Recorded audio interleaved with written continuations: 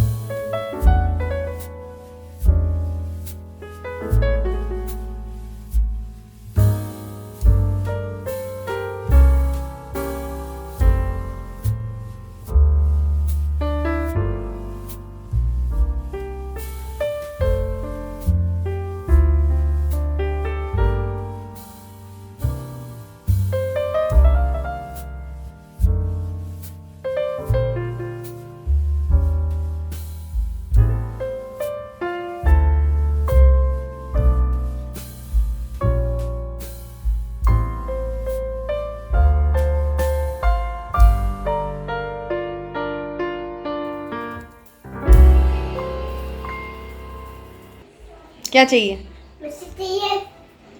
तो पनीर का। तुमने क्या खाया? खाना खा लिया? लंच कर लिया? क्या क्या खाया लंच में? लंच में अरबी की सब्जी, पनीर, अरबी की सब्जी और पनीर। अच्छा एक जगह बैठो ना, फिर ऐसे फिर आप दिख ही नहीं रहे हो। हाँ तो अब आरव को और पनीर खाना है, टेस्ट करना है बहुत। बट प्रॉब्लम क्या है कि दो पनीर बस। क्या? दो पनीर, बस दो ही पनीर अवेलेबल हैं। एक कौन खाएगा? एक बेबी एक मम्मी। फिर आरव क्या खाएगा?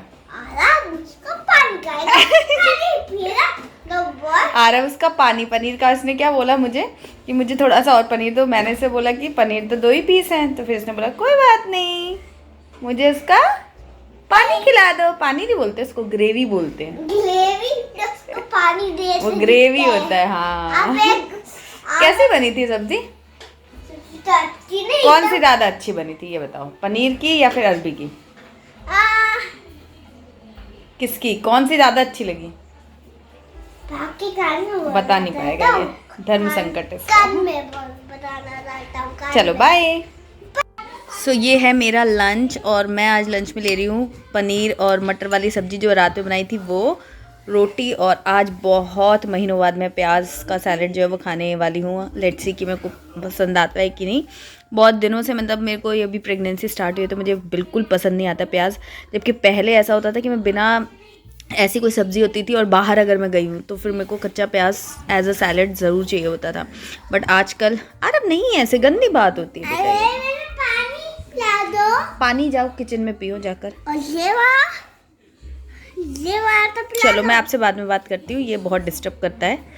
पिला दो ना तो पानी क्यों पीना है, खिला दूंगी बेटा, ऐसे मजाक चल रहा था सब मजाक चलता है। मजाक नाम की भी कोई चीज़ होती है कि नहीं?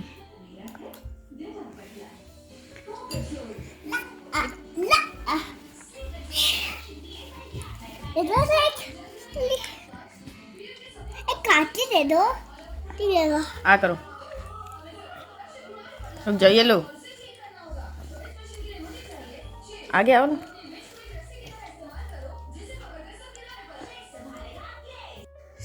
दोस्तों ये पता है क्या है? ये है वो जो हरे चने होते हैं ना, वो जिसका चने का साग भी होता है उसमें चने रहते हैं हरे, तो ये भून करके दिया है मेरी नेबर आंटी ने। उन्होंने अपने घर पे भूना था और बहुत अच्छी खुशबू आ रही है इसमें से। उन्होंने तवे पे भूना है, मैंने तो कभी भूना नहीं ऐसे सिगड़ी पे भून करके पहले कभी खाया हुआ है, बट ऐसे घर पे भूना नहीं है। तो उन्होंने मुझे भी दे करके गई हैं तो अब मैं इसे खाऊंगी, और ये बहुत टेस्टी होता है।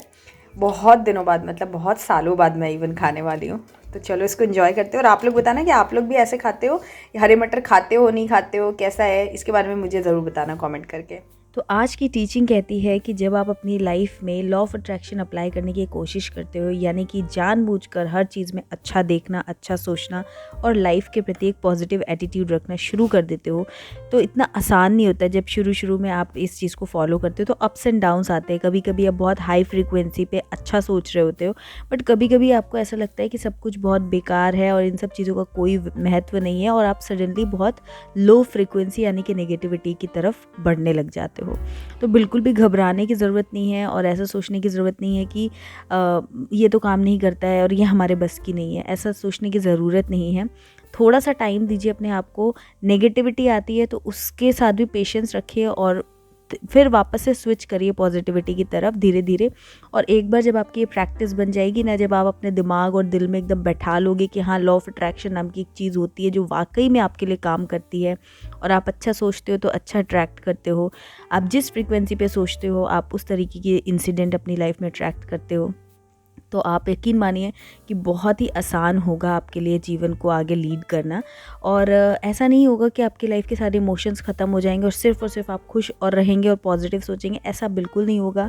लाइफ है, बहुत सारी चीज़ें होती हैं, तो हर तरह के इमोशंस आएंगे, नेगेटिविटी, गुस्सा, दुख, सब कुछ आएगा। लेकिन आसान ये हो जाएगा कि आप उस नेगेटिव पीरियड को बहुत शॉर्ट कर पाएंगे, और उससे पॉजिटिव की तरफ बढ़ने में बहुत ही आसानी से आप बढ़ पाएंगे, और जल्दी बढ़ पाएंगे, बहुत ही जल्दी आप मतलब पॉजिटिव हो जाएंगे।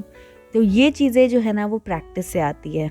टीचिंग में ये भी लिखा हुआ है कि जब आप चलना शुरू करते हो तो ऐसा नहीं होता है कि आपने बस 1-2 बार चला और फिर आप एकदम स्पीड में दौड़ने लग जाते हो।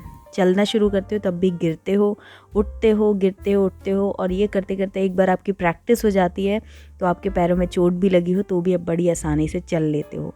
तो बस लॉ ऑफ अट्रैक्शन को भी इसी विश्वास के साथ पे प्रैक्टिस करिए, थोड़ा पेशेंस रखिए, और वो दिन दूर नहीं जब आप एकदम कंट्रोल करने लग जाएंगे अपनी लाइफ को कि आपकी कौन से इमोशंस आपको डोमिनेट करेंगे और कौन से नहीं। सो गाइज़, ये हलवा जो है वो बन करके तैयार हो चुका है मेरा, और मैं ये जा रही हूँ आंटी को देने के लिए बगल में। और बस अब मैं उसके बाद फिर बनाऊंगी पराठे, और मैं बनाने वाली हूँ मूली के पराठे। एक मिनट, ये देखिए मूली मैंने ग्रेट करके रखी हुई है और आटा भी लगा करके रखा हुआ है।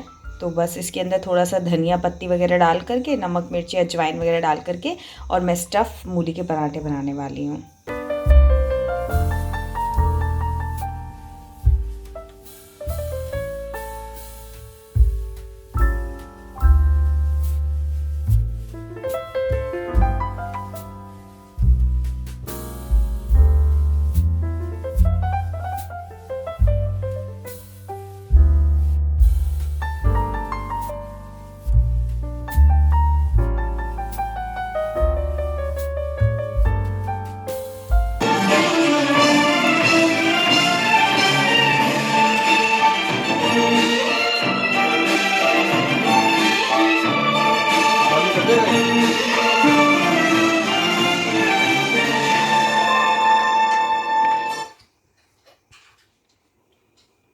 Come to India's first space program.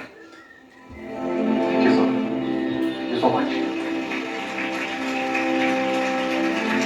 Gentlemen, welcome to Trombay. Welcome to the AEE. इस ऐतिहासिक दिन पे इंडिया के एशिया के पहले न्यूक्लियर रिएक्टर के लॉन्च पे आप सबका स्वागत है। जी। Tomorrow.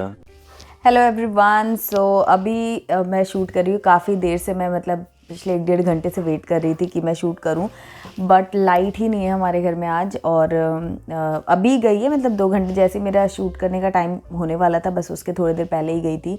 तो मैं काफ़ी देर से वेट कर रही थी कि आ जाए, लाइट आ जाए, और नहीं आ रही थी और मुझे नींद भी आ रही है। बट मैं सोची थी आ जाए, मैं शूट करके फिर सोऊंगी, लेकिन उस चक्कर में ना सो पाई हूँ ना शूट कर पाई हूँ। और अब मेरे पास सिर्फ 15-20 मिनट बाकी हैं। अगर 15-20 मिनट मैंने शूट नहीं किया तो कल का वीडियो फिर मुझे मिस करना पड़ेगा, बिकॉज़ अब इसके बाद जो है वो मेरे हस्बैंड आ जाएंगे और घर में शोर शराबा चालू हो जाएगा, आरफ का खेलना इनके साथ में और सब चीज़ें, तो शूट नहीं हो पाता है। तो एनीवेज़ आज मैं आप लोगों के साथ में शेयर करने वाली हूँ मेरी जो एंटी स्कैन की रिपोर्ट है या अल्ट्रासाउंड है उसके बारे में थोड़ी इन्फॉर्मेशन। तो एंटी स्कैन जो है वो किया जाता है 12th वीक में, 3rd मंथ आपका कंप्लीट होता है उसके बाद किया जाता है। तो बेसिकली इसको कराने का जो पर्पस होता है वो यही, बहुत इंपॉर्टेंट स्कैन है, मतलब कराना ही चाहिए और लेट नहीं कराना चाहिए। इसमें ये भी है, मैं आपको बता दूं कि लेट नहीं, आपको 12th वीक बोला जाता है, तो 12th वीक में आपको करा लेना चाहिए। कई लोग नहीं भी कराते, अवॉइड कर लेते, हो जाता है। कम ही लोग हैं वैसे तो डॉक्टर इन सब चीज़ों की आपको पूरी इन्फॉर्मेशन देते हैं, समझाते हैं, बट आपको भी थोड़ा पता होना चाहिए। और एंटी स्कैन में बेबी का पूरा जो उस टाइम तक का जो डेवलपमेंट, 3 महीने का जो बच्चा हो जाता है ना, तो वो काफ़ी अच्छे से डेवलप हो जाता है, उसका बेसिक स्ट्रक्चर जो है वो बन जाता है। तो वो सब चेक करने के लिए कि बेसिक कहीं कोई दिक्कत तो नहीं आ रही, उसके सारे बॉडी पार्ट्स वगैरह चेक किए जाते हैं और उसका स्ट्रक्चर पूरा चेक किया जाता है। नेज़ल बोन वगैरह चेक की जाती है कि एबनॉर्मल तो कुछ नहीं है, कोई एबनॉर्मलिटी नहीं है बेबी की, तो वो सब पूरा अच्छे से डिटेल में चेक किया जाता है। और मेरा भी हुआ था ये वाला अल्ट्रासाउंड, तो काफ़ी टाइम लग गया था मुझे। एक्चुअली फ़र्स्ट टाइम वाला याद नहीं है कि मुझे कितना टाइम लगा था, बट एक चीज़ जो हुई वो फ़र्स्ट टाइम नहीं हुई थी, इस बार हुई थी, जो मैं भी आपको बताऊँगी स्कैन में क्या मैंने डिफरेंट हुआ इस बार, और टाइम भी उस वजह से थोड़ा ज़्यादा लगा। बट स्टार्टिंग में हुआ ये कि मैं अपनी मम्मी के घर पे थी, 3rd मंथ जब मेरा था, तो मैं इसीलिए जल्दी वहाँ से आ गई थी। मतलब ऐसा हो रहा था कि 1-2 हफ्ते बाद मेरे पेरेंट्स कह रहे थे कि 1-2 हफ्ते बाद चले जाना। मेरे हस्बैंड भी यही कह रहे थे क्योंकि उनका छुट्टी का थोड़ा इशू हो रहा था। बट मैं वहाँ से हड़बड़ी में जल्दी ही आई थी, बिकॉज़ मुझे पता था मेरा स्कैन होना है, तो इसलिए मैं वहाँ से जल्दी ही आ गई थी। 2 हफ्ते पहले ही आ गई, 2 हफ्ते या 10 दिन पहले ही आ गई थी। और फिर मैं अपने डॉक्टर को जब मिलने गई तो उन्होंने मुझे बोला कि 11th वीक में ही उन्होंने मुझे 11th वीक मेरा कंप्लीट हो चुका था, 12th स्टार्ट हुआ था, यस। तो 11th वीक 1 डे या 2 डे ऐसा कुछ था। तो मेरे डॉक्टर ने, जो मेरे गायनिक हैं, उन्होंने मुझे बोला कि ये हफ्ते में करा लेना, अगर उसके अगले हफ्ते में जाओगे तो लेट हो जाएगा, ये हफ्ते में ही करा लेना सही रहेगा। तो मैंने कहा ठीक है। और फिर मैंने जो अल्ट्रासाउंड होता है वो अलग जगह होता है, वो गायनिक तो करते नहीं है, उसके लिए अलग डॉक्टर्स होते हैं। तो मैंने अपॉइंटमेंट के लिए जब उनसे बात की तो फिर उन्होंने बोला कि आप नेक्स्ट वीक आइए, मतलब आपका 12th जब कंप्लीट हो जाए देन फिर आइए। 12th हाँ 12th वीक मेरा मतलब 3rd मंथ जिस दिन कंप्लीट हुआ था उस दिन की अपॉइंटमेंट उन्होंने मुझे दी। डेट पूछ ली थी कि लास्ट LMP आपका क्या है, उसके बाद वो LMP से 3rd मंथ कंप्लीट होते ही जिस दिन कंप्लीट हुआ उसी दिन मेरा अल्ट्रासाउंड के लिए उन्होंने बोला। तो मैंने अपने डॉक्टर से भी पूछा, गायनाकोलॉजिस्ट से, कि आप ऐसा बोल रहे हो, वो ऐसा बोल रहे हो, तो मैं क्या करूँ। तो उन्होंने बोला कि जो वो बोल रहे हैं वो आपको फॉलो करना है, क्योंकि वो उसके स्पेशलिस्ट हैं कि कब सही रिपोर्ट आएगी, कहीं डाउटफुल नहीं रहेगा। तो फिर मेरी एंटी स्कैन जो है वो मेरी LMP से 3rd मंथ जिस दिन कंप्लीट हुआ था उस दिन उन्होंने मुझे बुलाया था। तो वहाँ पर मैं गई थी तो मुझे करीब काफ़ी टाइम लग गया था। मुझे अराउंड 35 मिनट्स 40 मिनट्स ऐसा कुछ लगा था शायद, क्योंकि मतलब पूरी डीप में वो चेक करते हैं। ट्रांस एब्डोमिनल वे से उन्होंने किया था पहले मेरा अल्ट्रासाउंड, मतलब पेट के ऊपर से, और एक एक चीज़ उन्होंने मुझे वहाँ पर दिखाई थी कि ये बच्चे का आँख है, ये बच्चे की बोन्स हैं, ये बच्चे का पैर है, हाथ है, सब कुछ उन्होंने मुझे, स्कल, सब कुछ, मतलब जो भी इम्पोर्टेंट पार्ट्स होते हैं और छोटे मोटे सारे पार्ट्स उन्होंने देख लिए, पूरा बेबी का स्ट्रक्चर देख लिया। और उसके बाद उन्होंने मेरे को यूरिन के लिए भेजा, यूरिन पास करने के लिए भेजा, ब्लैडर खाली करवाया, एंड देन फिर उन्होंने वापस से मेरा स्कैन किया और मेरा TVS स्कैन भी, मतलब वजाना के थ्रू जो स्कैन होता है वो भी किया उन्होंने। एंड देन फिर इन सब प्रोसेस में काफ़ी टाइम लग गया था। बट अच्छी बात ये थी कि जो रिपोर्ट आई वो एकदम normal I, with in range I. Range रहती है, उसमें 1-2 फैक्टर्स रहते हैं जो चेक किए जाते हैं, और उसके अलावा आपका पूरा जो आपका प्लेसेंटा होता है उसकी पोजीशन वहाँ पे बताई जाती है, बच्चे का पूरा साइज़ देखा जाता है, ड्यू डेट आपकी कैलकुलेट की जाती है, क्योंकि ड्यू डेट कई बार थोड़ी बहुत चेंज भी हो जाती है, तो वो भी वहाँ पर कैलकुलेट किया जाता है कि LMP से कितनी आ रही है और एक्चुअल में ड्यू डेट क्या है। तो ओवरऑल मेरी जो रिपोर्ट थी वो ठीक थी, अच्छी थी, कहीं कोई प्रॉब्लम नहीं थी, बट उसमें टाइम थोड़ा ज़्यादा लग गया था। और मेरा जो प्लेसेंटा पोजीशन आया था ना वो मेरा थोड़ा प्रॉब्लमेटिक आया था। मेरा लो लाइंग प्लेसेंटा आया था, लो लाइंग मतलब नीचे की तरफ। तो लो लाइंग प्लेसेंटा जो है ना, अगर वो ठीक नहीं हुआ, वो ज़्यादा लंबे, मतलब आपकी प्रेगनेंसी के लास्ट तक जब चला जाए अगर, तो समझ लीजिए कि आपकी जो प्रेगनेंसी है वो थोड़ी हाई रिस्क हो जाती है, कॉम्प्लिकेशंस आते हैं, और थोड़ा मतलब आपको फिर प्रिकॉशंस रखने पड़ते हैं। तो वो चीज़ मुझे वहाँ पर थोड़ी, बेबी तो नॉर्मल था, बेबी का कोई दिक्कत नहीं था, मेरी अपनी जो उसका प्लेसेंटा पोजीशन मेरा आया था वो मेरा लो लाइंग प्लेसेंटा आया था। तो वो एक्चुअली जब उन्होंने अल्ट्रासाउंड मेरा स्टमक से ऊपर से किया था ना, बेली के ऊपर से, तब वो बोल रहे थे कि मेरा प्लेसेंटा का पोजीशन ऊपर है। तो वहाँ पर शायद उनको कुछ डाउट आ रहा था, इसीलिए फिर उन्होंने मेरा TVS भी किया, और TVS करने के बाद उन्होंने फाइनल रिपोर्ट जनरेट की, तब प्लेसेंटा पोजीशन मेरा लो लाइंग था। तो लो लाइंग में मतलब दिक्कतें आती है, तो फिर वो सारी दिक्कतें मुझे थी। और बस वैसे तो रिपोर्ट मतलब ओवरऑल ठीक थी, बट एक ये फैक्टर था। तो बहुत सारे लोगों का सेकंड प्रेगनेंसी में एक्चुअली में ये हो जाता है कई बार कि आपका प्लेसेंटा पोजीशन जो है वो लो लाइंग आता है। जैसे मेरी फर्स्ट प्रेगनेंसी थी, फिर वहाँ से आने के बाद मैंने आरव का जो मेरी फाइल थी मैंने उससे मैच किया कि क्या डिफरेंस आ रहा है। तो उसमें एक चीज़ तो बड़ी अच्छी दिखी कि हार्ट रेट जो था ना बेबी का, वो दोनों बेबी का एग्जैक्ट सेम था, मतलब पॉइंट तक भी सेम था दोनों का भी, आरव का भी और अभी की प्रेगनेंसी है उसमें फीटस का जो हार्ट रेट था वो सेम था। बट जो प्लेसेंटा पोजीशन थी वो पिछली बार एकदम सही थी, इस बार लो लाइंग प्लेसेंटा आ गया था। तो वो फिर थोड़ा सा काफ़ी टाइम तक उसकी वजह से मुझे थोड़ा प्रॉब्लम फेस करते रहना पड़ा था।